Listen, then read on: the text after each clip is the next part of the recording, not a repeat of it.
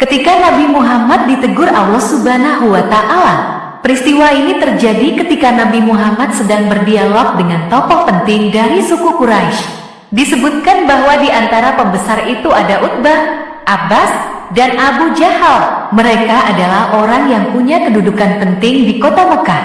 Inilah momen pertemuan yang sebenarnya sudah lama dinanti Nabi Muhammad. Selain Nabi Muhammad bisa berdiskusi mengenai Islam dan mencoba menerangkan nilai-nilai ajaran agama baru tersebut di lingkungan Mekah, ia juga bisa bertemu dengan Walid bin Mughirah, ayah Panglima Tempur Ulum Khalid bin Walid, seorang tokoh penting dari suku Quraisy. Dialog dengan banyak orang penting dalam satu tempat semacam ini jelas menjadi kesempatan yang tidak akan dilewatkan oleh Nabi Muhammad. Saat diskusi sedang intens, mendadak Abdullah mendekat dan tanpa melihat situasi, ia berbicara kepada Nabi Muhammad. "Ya Rasulullah, ajarkan kepadaku ayat-ayat yang telah Allah ajarkan kepadamu.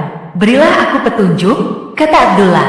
Karena sedang berbicara dengan banyak orang, Nabi Muhammad menghiraukannya. Tidak hanya itu, Nabi Muhammad memalingkan mukanya dari Abdullah. Fokus Nabi mengarah kepada Abu Jahal dan pembesar Quraisy lain. Setelah berdialog, Nabi Muhammad pulang ke kediamannya.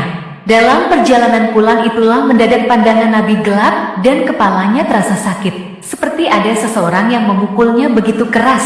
Lalu muncullah wahyu yang menjadi awalan surat Abasa. Lafal-lafal itu muncul begitu saja dalam pikiran Nabi Muhammad, yang berisi teguran langsung kepada Nabi Muhammad, yang artinya: 1. Dia, Muhammad, bermuka masam dan berpaling. 2. Karena telah datang seseorang yang buta kepadanya. 3. Tahukah engkau barangkali dia, Abdullah, ingin membersihkan dirinya dari dosa. 4. Atau pelajaran, lalu dari pelajaran tersebut dapat memberi manfaat kepadanya.